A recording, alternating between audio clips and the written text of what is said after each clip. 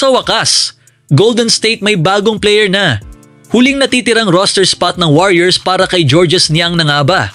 At desisyon ni Stephen Curry, posibleng tulungan ang Warriors sa susunod na season. Mga boss, Brandon Williams officially Warriors na. Ayon sa report ni Shams Charania, pumayag si Brandon Williams sa 1-year $2.6 million deal para sumali sa Golden State Warriors. Kinumpirma ito ng kanyang agents na sina Derek Lafayette at Curtis Lawrence sa ESPN. Mas interesante, galing si Williams sa isang magandang season kasama ang Dallas Mavericks. Sa 66 games, nag-average siya ng 13.0 points, 3.9 assists, 22.2 minutes per game. Kaya hindi lang basta depth signing ang move na ito. May NBA experience na si Williams at maaari siyang maging dagdag na ball handler at scorer mula sa bench ng Warriors. Malaking bagay ito dahil matagal nang kailangan ng Golden State ng isang guard na kayang mag-create ng offense kapag wala si Steph Curry sa court. Hindi naman ibig sabihin na magiging starter agad si Williams. Mas realistic na magiging bahagi muna siya ng second unit kung saan maaari niyang hawakan ng bola, gumawa ng plays at magbigay ng scoring. Pero may isang malaking concern, 3-point shooting. 22.2% lang ang 3-point shooting niya noong nakaraang season, kaya hindi siya perfect fit sa spacing-heavy system ng Warriors. Ang strength niya ay mas nasa ball handling, penetration, playmaking at pagkuha ng sariling shots. At ito ang exciting part, 2.6 million lang para sa isang taon. Low-risk move ito para sa Warriors. Kung maging productive si Williams, maaaring makakuha ang Golden State ng valuable rotation guard nang hindi kinakailangang mag-commit sa malaking long-term contract. At ngayon, mayroon pang isang standard roster spot ang Warriors na maaaring gamitin para sa isa pang player. At ang magandang balita para sa Warriors fans, hindi pa nawawala sa picture si Georges Niang.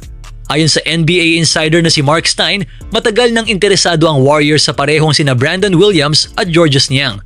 Ngayong nakuha na nila si Williams, maaaring si Niang na ang susunod nilang target.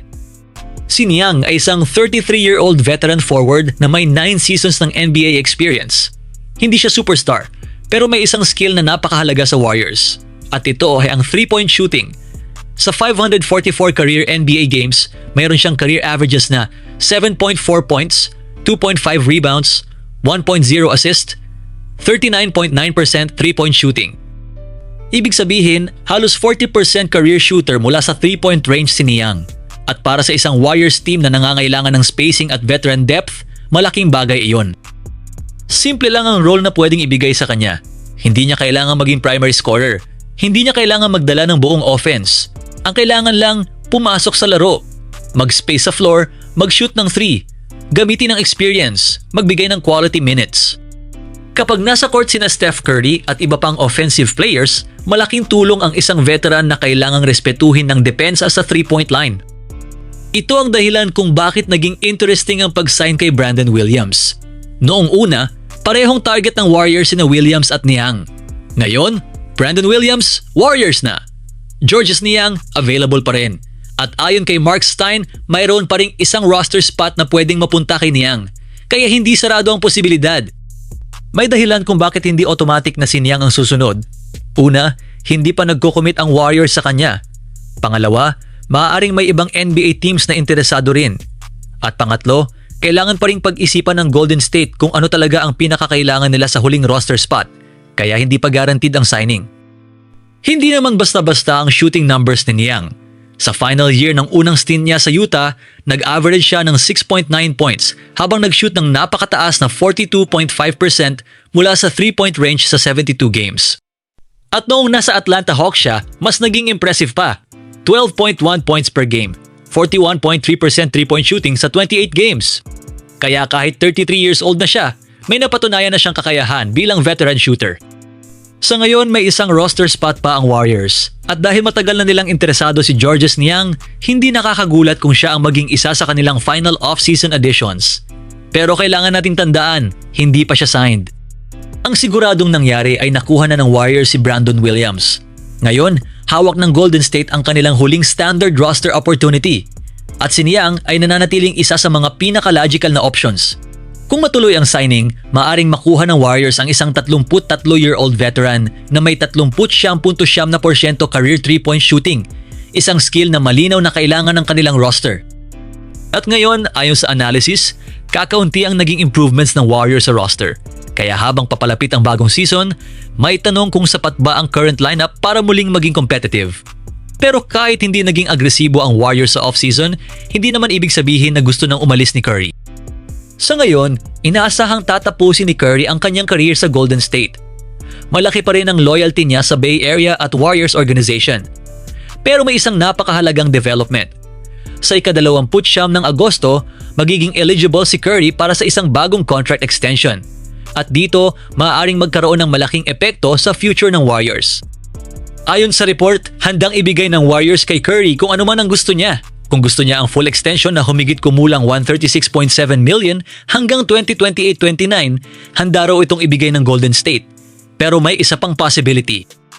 Kung gusto ni Curry na tulungan ng Warriors na magkaroon ng mas maraming financial flexibility, maaari siyang tumanggap ng mas maliit na kontrata. At dito nagiging interesting ang sitwasyon. Pero mas malaking suggestion si Brian Windhorst. Ayon kay ESPN's Brian Windhorst, baka mas magandang hindi mo na pumirma si Curry agad. Bakit? Dahil kung maghihintay siya hanggang next offseason, maaari magkaroon ng Warriors ng mahigit $100 million sa salary cap space. Napakalaking halaga nito at maaaring gamitin iyon ng Warriors para makakuha ng mga importanteng players at palakasin ang roster. Bakit magiging napakalaki ng epekto nito? Tingnan ang sitwasyon ng Warriors. Sina Steph Curry, Jimmy Butler, Draymond Green ay papasok sa final year ng kani-kanilang contracts. Kung mag-expire ang mga kontratang iyon at magkaroon ng sapat na cap flexibility ang Warriors, maaari sila magkaroon ng malaking pagkakataon na baguhin at palakasin ang roster. Kaya ang timing ng extension ni Curry ay hindi simpleng usapin ng pera. Strategic decision ito para sa buong franchise. Kung pipiliin ni Curry na maghintay, malaking tulong iyon sa front office. Sa halip na magmadali silang gumawa ng long-term financial commitments, magkakaroon sila ng pagkakataong makita muna kung ano ang mangyayari sa 2026-27 season. At pagkatapos, maaari nilang gamitin ang financial flexibility para magdagdag ng mas malalaking pieces. Pero may risk, hindi rin guaranteed na magiging successful ang strategy na ito. Kung magkaroon ng injuries o bumagsak ang performance ng Warriors, maaaring magkaroon ng mas maraming tanong tungkol sa direksyon ng franchise. At syempre, kailangan ding isipin ang edad ni Curry at kung hanggang kailan siya magiging elite player. Pero kung healthy at productive pa rin siya, ang paghihintay sa extension ay maaaring maging malaking strategic advantage. Ang pinakamalaking takeaway ay ang issue ngayon ay hindi kung mananatili ba si Steph Curry sa Warriors. Mas malinaw na ang expectation, gusto niyang tapusin ang career niya sa Golden State. Ang tunay na tanong ay, kailan siya pipirma sa bagong kontrata? Kung pipirma agad siya, maaaring makuha niya ang malaking bagong deal. Pero kung maghihintay siya, maaaring magkaroon ng Warriors ng mahigit $100 milyong na salary cap flexibility next summer na maaaring maging susi para makakuha sila ng mga bagong star o importanteng role players.